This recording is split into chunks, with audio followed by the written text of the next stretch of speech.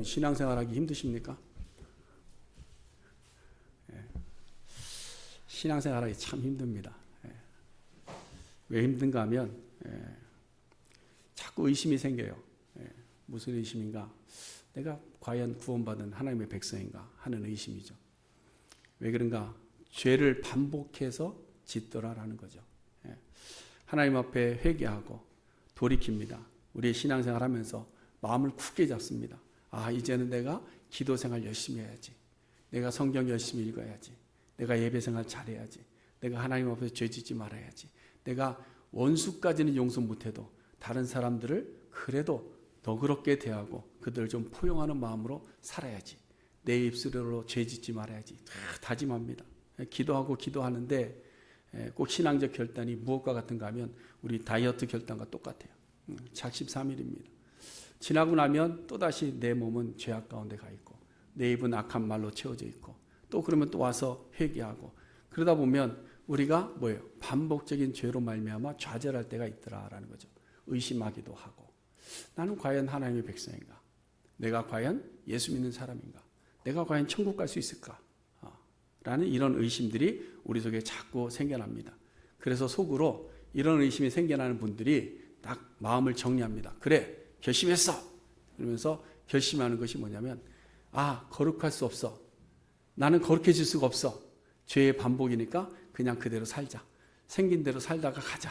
이런 결정을 하시는 분이 있고 또 어떤 분들은 아, 결심했어. 나는 아무래도 안 되나 봐. 하나님이 나를 버리셨나 봐. 에이, 그래. 그렇다면 그냥 이 세상에서 열심히 즐기다 가자. 그리고 가는 사람들도 있다라는 거죠. 여러분 혹시 우리 중에도 이런 결심을 하신 분이 계시다면 그 결심 취소하시기 바랍니다.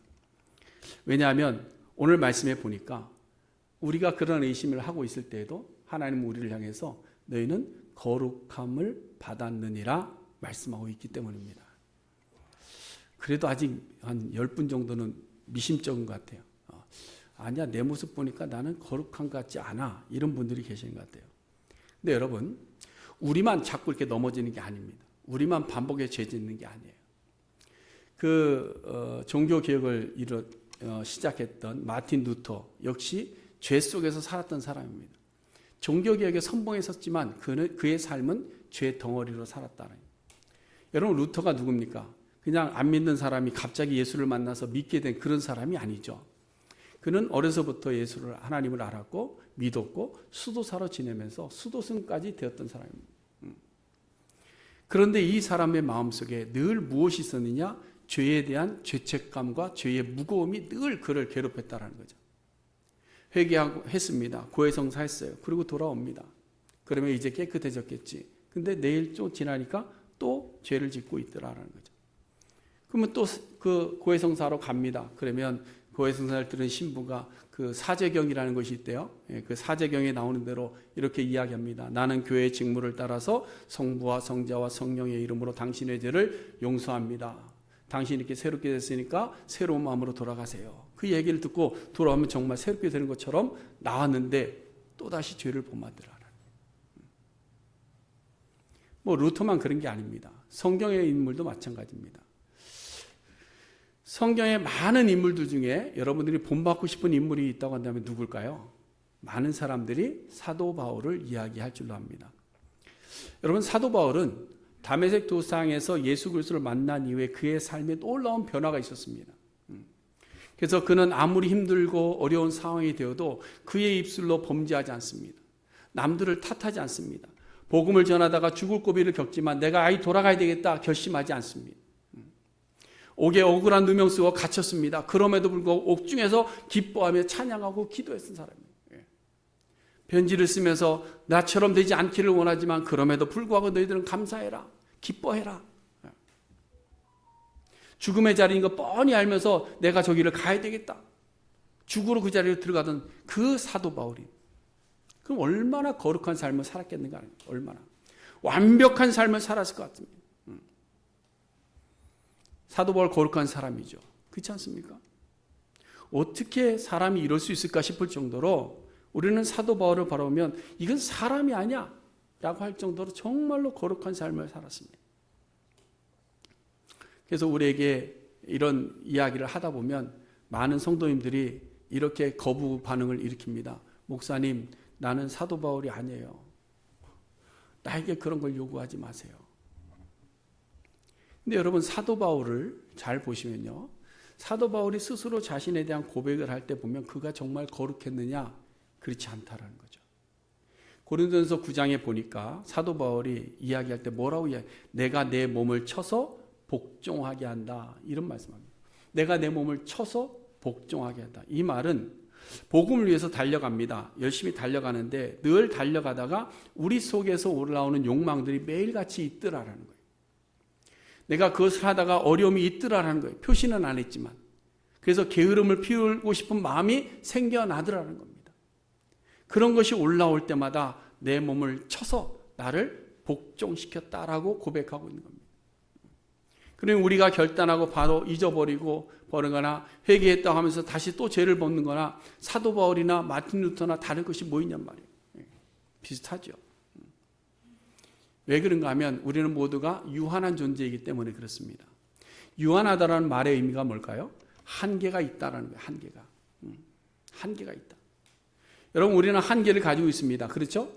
제 몸무게의 한계가 180을 못 내려가더라고요. 아무리 빼도 180 밑으로 내리지 못하겠어요. 한계인 것 같아요. 포기할까 싶기도 한데요. 우리는 한계라는 것을 가지고 있습니다. 한계. 왜? 유한한 존재이기 때문에. 그래서 아무리 노력해도 안 되는 것이 있습니다. 그래서 오늘 본문에서도 그것을 이야기하지 않습니까? 1절 말씀에 보면 해마다 늘 드리는 같은 제사를 늘 가지고 나와서 제사를 드립니다. 이것이 나와서 제사를 드리는데 그것이 뭐 한다? 온전하게 할 수 없다라고 이야기해요. 율법의 제사 제도를 이야기하고 있는 건데, 근데요, 마틴 루터의 고민과 같은 겁니다. 아무리 신부 앞에 가서 고해성사를 해도 온전하게 되지 않더라라는 거죠. 내가 온전하게 되지 못하더라.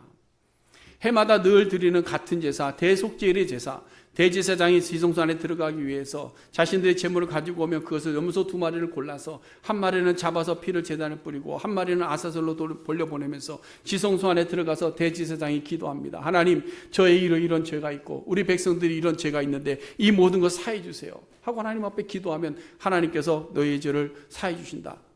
이런 의식을 가지고 매번마다 해마다 반복적으로 올라가서 대제사장 앞에 나가지만 대제사장이 와서 공포한다 한들 이제는 너희들이 깨끗함을 받았다, 너희 죄상을 받았다, 아무리 공포한다 한들 그것이 나오는 자들에게 깨끗함이 있느냐, 온전함이 있느냐, 없다라는 것을 오늘 이야기하는 거예요. 그래서 온전하다는 말의 의미가 뭐냐? 완전하게 된다, 완전하게 된다. 근데 또 히브리 사람들은 이것을 어떻게 받아들이냐 하면 내가 하나님 앞에 서지 못하게 된다, 이렇게 받아들이는 겁니다. 그러니까 온전하게 되지 못하면 하나님 앞에 설 수 없는 것이죠. 그러니까 아무리 대속의 제물을 드려도 우리는 하나님 앞에 바로 설 수 없는 존재다라는 겁니다. 그래서 하나님께 정해놓으신 대제사의 아론의 반열을 따라서 세워진 대제사장이 이제는 너희 죄를 사하노라 그래도 그것이 그들의 마음을 깨끗하게 하지는 못하더라라는 거예요. 그럼 이게 속죄를 뭐하러 지내냐는 거예요. 뭐하러. 근데 여기에 한 가지 장점이 있다라는 거예요. 장점.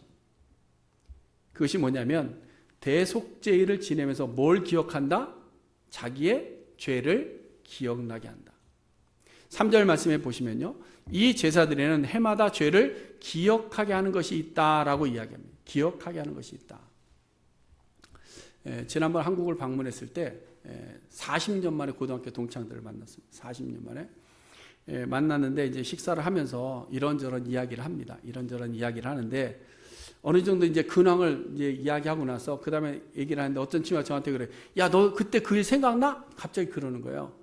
근데 걔는 얘기를 하는데 저는 전혀 모르겠는 거예요. 내가 그런 일이 있었어? 내가 그런 일을 했어? 라는 것이 생각이 안 나는 겁니다. 근데 얘기를 막, 야, 이렇게 이래서 누가 그래서 이렇게 막 했잖아. 라고 얘기를 한참 하다 보니까 그 일이 기억나더라. 라는 것이죠. 근데 성경에 보니까 성경이 그런 것 같아요. 성경이 너 그때 네가 한 그 죄, 그 한 일을 너 기억하고 있어? 하는 것처럼 우리에게 들려질 때가 있더라는 거예요. 죄를 상기시켜 주는 겁니다. 죄를 상기시켜. 한 가지 예를 들면 예수님께서 바리새인과 서기관들을 향해서 꾸짖습니다. 너희들이 왜 부모를 공경하지 않느냐? 너희들이 왜 율법을 어기느냐? 그러면서 하는 말이 너희가 고르반이라고 외쳤지만 그걸로 다 했다고 생각하니? 너희가 정말로 고르반이니? 너희들이 정말로 하나님께 다 바쳐서 부모 공경 못했니? 하며 그들의 죄를 책망하시면서 드러나게 하시더라는. 여러분, 율법의 기능이라는 것이 그겁니다. 죄를 생각나게 하는 겁니다. 죄를 생각. 이스라엘 백성들이 대속죄를 지내면 한 해 동안 율법을 어기며 죄를 범했던 일을 찾아서 기억하지 않습니까? 우리도 1년에 한 번 정도는 하잖아요. 그렇죠? 송구영신 예배 드리게 되면 그날 우리가 한 해 동안에 지었던 죄악들을 확 생각합니다. 그리고 또 새로운 계획을 잡죠. 내년에는 이런 일들을 하고 살겠습니다. 그런데 그 다음에 또 12월 30일 와서 송구 예배 드릴 때는 하나님 내가 이렇게 했는데 못했습니다. 막 기억하는 겁니다. 여러분, 하나님께서 율법을 주시고 대속죄의 제사나 절기의 제사를 지내게 하신 것은 우리가 잊고 살고 의식도 하지 않고 살았던 죄의 모습을 알게 하실 뿐만 아니라 기억하게 하시며, 여러분, 우리가 말씀을 들어야 되는 이유가 뭘까요? 말씀을 읽어야 되는 이유가 뭘까요? 거기서 유익한 말들을 얻기 위해서, 내게 힘되는 말을 얻기 위해서. 더 중요한 기능은 말씀 속에서 나의 죄를 발견하고 기억하기 위함입니다. 예배의 자리를 삼아야 되는 이유도 마찬가지입니다. 예배의 자리에 나와서 하나님 앞에 참회 기도를 드릴 때 우리는 한 주간에 지었던 나의 죄를 돌아볼 수 있는 시간이 있는 겁니다. 말씀을 들을 때에 말씀이 우리의 마음을 깨닫게 할 때 그 말씀을 통해서 우리의 죄를 기억하는 겁니다. 그래서 우리는 회개의 자리로 나아갈 수 있는 것이죠. 그러나 역시 이렇게 제사하고 기억한다 해도, 황소와 염소로 드린다 해도 이것을 우리를 완전하게 할 수 없다. 그럼 어떻게 해야 되느냐? 그래서 우리에게 죄 없으신 하나님의 나라에 들어가기 위해서 다른 길이 필요했던 것이죠. 그 길이 뭐냐? 바로 예수 그리스도의 죽으심이다. 10절 말씀해 보시면 이 뜻을 따라 예수 그리스도의 몸을 단번에 들이심으로 말미암아 우리가 뭘 얻었다? 거룩함을 얻었노라. 여기서 거룩이라는 단어가 1절에 온전이라는 단어를 조금 더 구체화시키고 완성하는 단어입니다. 죄의 사함을 받고 완전해졌다는 말은 거룩이라는 단어로 대신할 수 있는 겁니다. 그러니까 완전해져야 거룩한 겁니다. 그런데 완전해지지 못했다라는 거죠. 그러면 잘 보시면요, 1절에 온전이라는 단어는요, 능동태입니다. 내가 뭘 하는 거죠. 제사를 지내고 회개하고 내가 뭘 선을 행하고 막 하는 겁니다. 그래서 언제 온전을 이루려고 하는데 아무리 해도 온전함을 이루지 못하더라. 그러면 거룩은 어떻게 이루느냐? 거룩이라는 단어는 수동태로 되어 있습니다. 이건 무엇을 의미하느냐? 내가 뭘 막 해서 이루는 것이 아니라 내가 얻어졌다라는 거예요. 누구를 통해서 얻어졌다라는 겁니다. 제사를 지내는 일들을 통해서 죄를 기억하기는 하고 노력과 수고는 인정되지만 그 노력과 수고로 거룩에 이를 수는 없는데 예수 그리스도를 통해서 우리가 거룩함을 입게 되었다라는 겁니다. 그것을 지금 이야기하고 있는 거예요. 예수 그리스도께서 단번에 우리의 모든 죄를 감당하시고 죽으신 그 사건이 우리로 하여금 거룩을 입게 하셨다라는 거예요. 이것이 바로 우리가 넘을 수 없는 유한함을 뛰어넘을 수 있는 유일한 방법이라는 거예요. 우리의 유한함은 아무리 애를 써도 죄의 문제를 해결할 수 없고, 우리가 아무리 애를 써도 거룩에 이를 수 없고 완전하지 할 수가 없는데, 그 불완전함을 예수 그리스도께서 완전하게 하셨다라는 거예요. 예수 그리스도께서. 앞서 루터의 예를 들었지만 루터가 죄의 문제로 인해서 스스로 해결하려고 많이 애를 썼습니다. 고해성사도 하고 수도 써서 자기 고행도 해보고 많이 금욕도 해보고 해봤습니다. 그래도 안 돼요. 그래서 28개의 대리석으로 된 스칼라 산타라는 그 계단, 거룩한 계단을 올라가면 될 줄 알고 그 무릎으로 기어 올라갑니다. 한 계단 올라가는데 아무리 기도해도 안 되는 겁니다. 근데 거의 정상에 올라갈 때쯤 하나님께서 그의 마음에 놀라운 말씀을 주십니다. 오직 의인은 믿음으로 말미암아 살리라. 이 말씀이 그의 마음에 꽉 박히는 순간에 계단을 무릎으로 걸어서 내 몸에 피를 흘리는 것이 아니라 오직 의인은 믿음으로 말미암아 산다. 예수 그리스도의 죽으심을 믿는 그 믿음만이 우리의 유한함을 뛰어넘을 수 있게 한다는 사실을 깨닫게 된 겁니다. 그래서 마틴 루터가 그때 변한 겁니다. 여러분, 우리가 거룩하게 되는 것은 우리의 원함일까요? 하나님의 원함일까요? 하나님이 원하시는 겁니다. 우리가 막 찾아서 거룩한 자리가 좋으니까 저기로 가야 되겠다, 이게 아니고 하나님께서 우리로 하여금 거룩하기를 원하시는 거예요. 그래서 예수 그리스도를 이 땅에 보내주셔서 우리를 거룩하게 만들어 주신 겁니다. 그러므로 여러분, 우리는 의심하며 살 것이 아닙니다. 예수 그리스도를 정말로 믿고 확신한다면 의심할 일이 아니다라는 거예요. 하나님의 뜻은 자기 백성들이 제사로 매번 반복적으로 죄를 용서 구하고 죄책감에 시달려 사는 그런 모습을 기대하는 것이 아니다라는 거예요. 오직 예수 그리스도를 믿음으로 말미암아 자유함을 누릴 수 있게 하신 거예요. 여러분, 인류가 타락한 순간부터 하나님은 그 뜻을 정해놓으셨습니다. 제사의 제도를 알려주시면서 틈틈이 이 제사보다 더 완전한 그 무엇이 있다는 힌트를 계속해서 주시는 거죠. 그 중에 하나가 바로 오늘 본문 5절부터 7절까지 기록된 시편 40편의 말씀입니다. 여기 보면 원하지 않았고 기뻐하지 않았다라는 표현이 있는데, 이것은 제사 제도를 하나님께서 부정하시거나 인정하지 않으신다라는 것이 아니라 예수 그리스도가 똑같은 그 일을 하는 것을 원하지 않으셨다는 겁니다. 하나님께서 자기 백성에게 명하신 거룩을 완성하시는 그 뜻을 예수 그리스도를 통해서 온전히 다른 방법으로 이루기를 원하신다라는 것을 말씀하고 있는 거예요. 그래서 예수님께서 이 땅에 오셔서 십자가에 죽으신 것은 하나님께서 명하셨던 거룩함, 그 거룩한 뜻을 완성하신 사건이다라는 거예요. 여러분, 하나님께서 이스라엘 백성들 향해서 뭐라고 말씀하셨죠? 내가 거룩하니 너희도 뭐하라? 거룩하라. 근데 우리는 여기 대해서 뭐라고 이야기합니까? 내가 거룩해지려니 아무리 해도 안 됩디다. 무엇으로 우리가 거룩해질 수 있는가? 어떻게 해야 거룩해질 수 있는가? 여러분들은 거룩하십니까? 여러분은 거룩한 존재라고 스스로 생각하십니까? 아직 확신이 없잖아요. 근데 베드로전서 1장에 보니까 16절에서 그 말씀 그대로 다시 반복합니다. 내가 거룩하니 너희도 거룩할지어다. 그러고 나서 17절에 외모나 형식이 아니고 은이나 금같이 없어질 것도 아니라, 그러면서 마지막 19절에 이렇게 말씀합니다.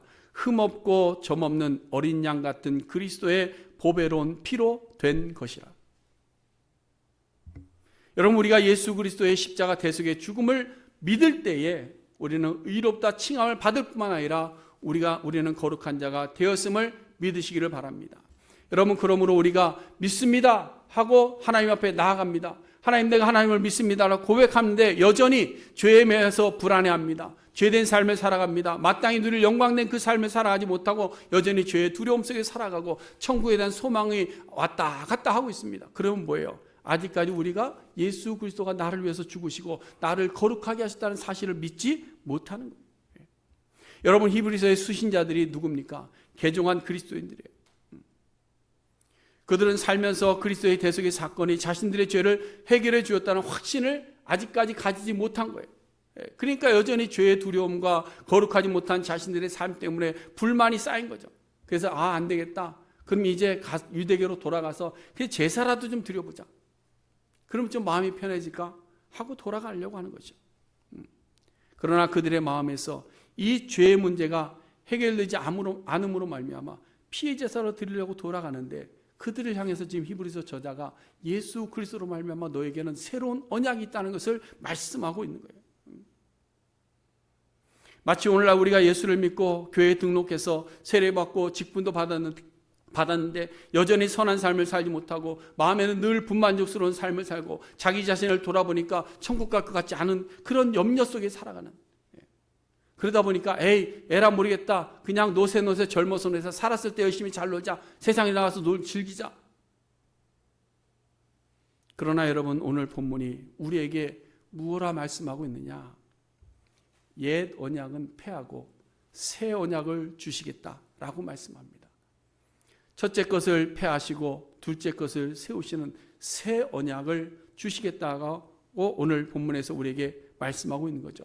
그래서 16절과 17절의 말씀은 예레미야 31장 31절 이후의 말씀을 인용하고 있는 말씀입니다.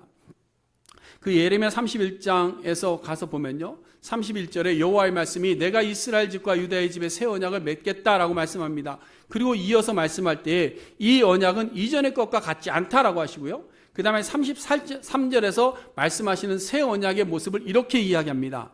내가 이스라엘 집과 맺을 언약은 이러하니 곧 내가 나의 법을 그들의 속에 두며 그들의 마음에 기록하여 나는 그들의 하나님이 되고 그들은 내 백성이 될 것이라.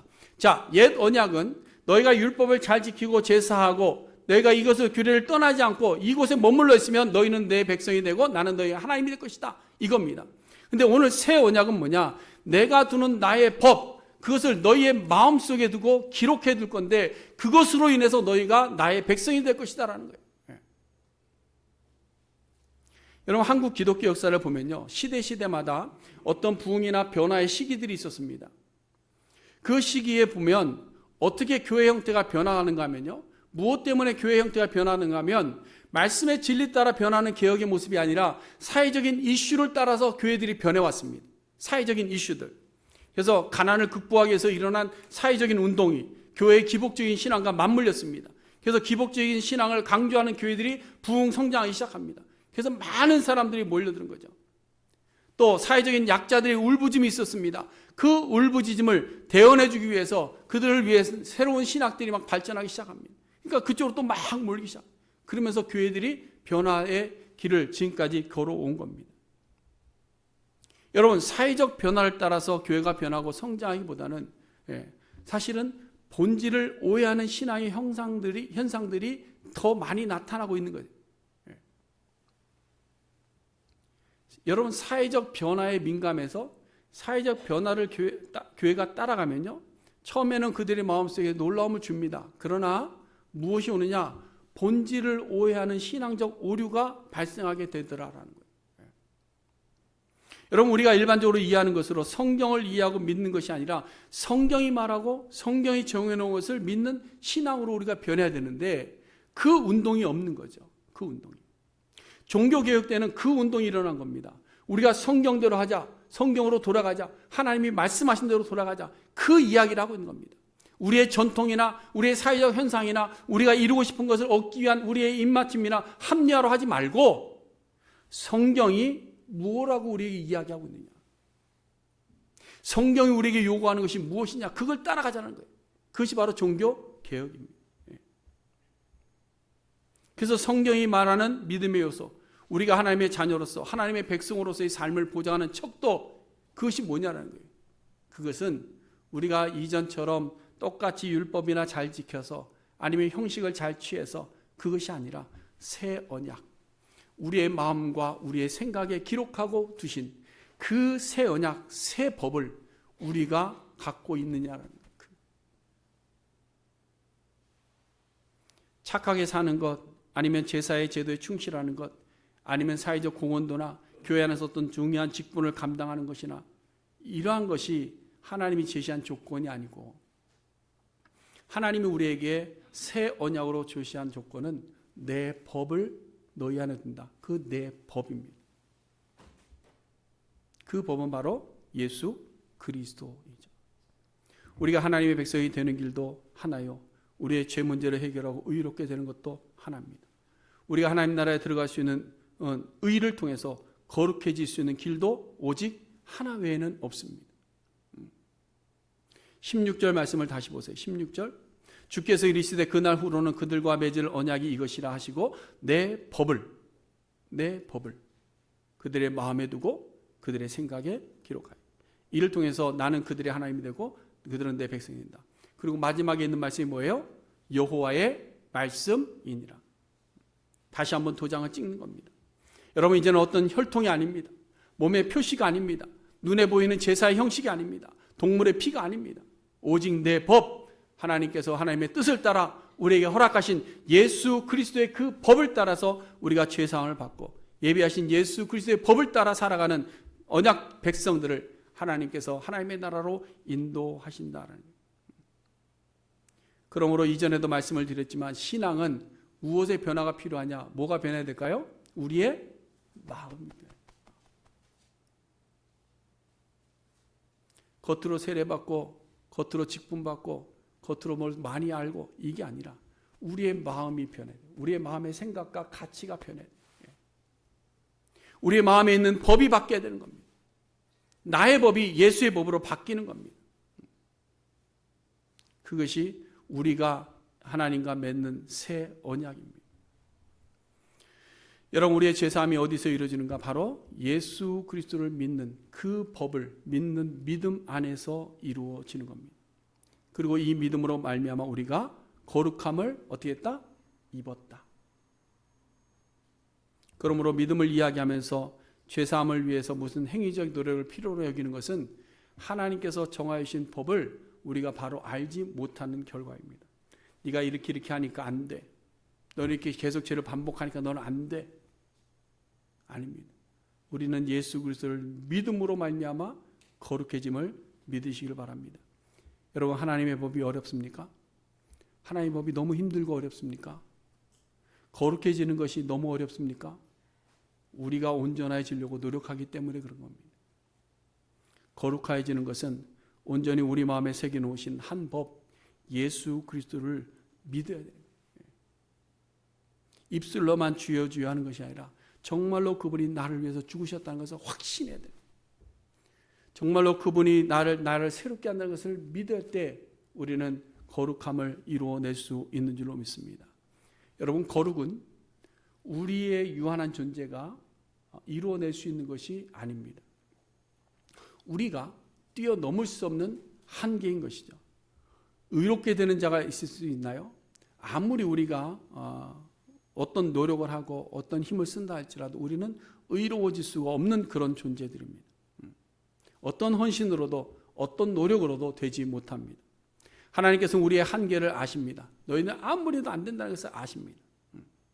그럼에도 불구하고 하나님이 우리에게 뭐라고 말씀해요? 내가 거룩하니 너희도 거룩하라.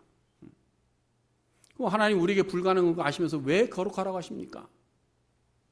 그러나 하나님은 거룩할 수 있는 길을 보여주시고 그것을 하나님께서 우리에게 허락해 주시고 말씀하시는 거예요. 여러분, 우리가 거룩해지는 것 우리의 행위로 되는 것이 아니고 오직 믿음으로 되는 것입니다. 나아가서 우리가 고민하고 있는 반복적인 죄와 연약함으로 넘어지는 죄까지도 우리가 예수 그리스도를 믿을 때 하나님께서는 어떻게 하신다고 그랬어요?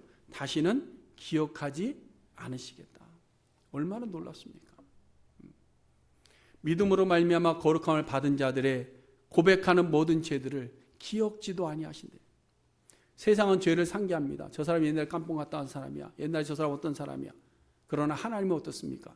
기억지도 않으시겠다. 17절 말씀 보세요.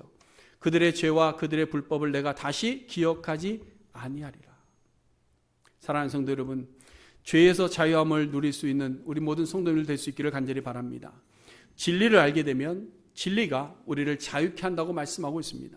예수 그리스도가 단번에 죽으셔서 우리의 모든 죄의 문제를 대속하시고 우리를 의롭다 칭하여 주시고 우리를 거룩하게 하였음으로 말미암아 우리는 이 땅에 자주 넘어진다 해도 넘어져 울고 있을 것이 아닙니다. 또 넘어졌네, 넘어져서 울고 있을 것이 아니라는 거예요. 자꾸 넘어지네, 에이 다시 돌아가자, 돌아갈 것이 아니라는 겁니다. 무거운 짐을 지듯이 신앙생활 할 것이 아니라는 겁니다. 자유함으로 거룩함을 입은 자답게 예수 그리스도를 마음에 모시고 우리의 마음이 주를 향해서 할 수 있는 최선의 것을 다 하는 겁니다. 우리는 더 이상 죄에 매여 살 것이 아니라 죄로 인해서 절망하거나 불안해할 것도 아닙니다. 이미 거룩해진 자들은 온몸을 씻을 필요가 없다라고 말씀하셨잖아요. 그렇죠? 그럼 우리는 뭐예요? 발만 닦으면 돼요. 그래서 우리가 넘어지면 또 하나님 앞에 매달리는 겁니다. 또 넘어지면 또 하나님 앞에 고백하는 겁니다. 또 실패하면 또 하나님 앞에 기도하는 거예요. 그래서 날마다 우리의 죄가 생각날 때마다 예수의 이름으로 회개하시고 돌아서는 노력과 수고를 기쁨으로 행하는 거룩한 성도들 다 될 수 있기를 간절히 바랍니다. 여러분, 우리는 유한한 존재임을 믿으시기 바랍니다. 근데 우리는 간혹 유한한 존재라는 것을 잊어버리고 할 수 있다, 내가 하면 된다, 안 되면 되게 하라, 뭐 긍정의 힘, 엄한 얘기들 다 합니다. 그래서 우리는 한계를 극복할 수 있다라고 얘기하지만 그렇지 않습니다. 우리에게는 분명히 한계가 있습니다. 그것이 뭐냐? 거룩에 이르지 못한다. 의에 이르지 못한다. 그 한계를 뛰어넘을 수 있는 유일한 대안이 뭐냐? 예수 그리스도밖에는 없다라는 거예요. 그래서 예수 그리스도를 믿음으로 말미암아 한계를 뛰어넘게 되면 그 다음에 이제 고백되는 게 있죠. 내게 능력 주시는 자 안에서 내가 모든 것을 할 수 있느니라. 사람들은 앞에 있는 말들 잘 기억하지 않습니다. 내가 모든 것을 할 수 있느니라. 여기에만 기뻐합니다. 그래서 나는 무한한 사람처럼 생각합니다. 그러나 아닙니다. 우리는 유한한 존재. 그래서 내게 능력 주시는 자 안에 있어야만 내가 모든 것을 할 수 있다는 거예요. 이전 것은 지나갔음에도 불구하고 여전히 우리 안에 자리하고 있는 이 제사적 외형적인 거룩의 의식을 버리고 우리 마음에 심어놓으신 예수 그리스도의 법을 우리가 깨달아 아는 이 시간이 될 수 있기를 바랍니다. 우리가 외형적으로 예배하는 자리에 섰습니다. 우리가 외형적으로 직분을 가지고 있습니다. 우리가 외형적으로 볼 때 선한 모습이 있는 것처럼 보여집니다. 그러나 우리 안에 예수가 없으면 우리는 거룩해질 수 없음을 깨달아 알아야 됩니다. 그러나 우리가 넘어진다 할지라도 예수 그리스도가 내 안에 살아계시면 우리는 다시 일어날 수 있는 힘이 있고 우리는 새롭게 될 수 있는 힘이 있고 우리는 이미 거룩함을 받은 하나님의 백성이 되는 줄로 믿습니다. 기도하겠습니다. 고마우신 하나님,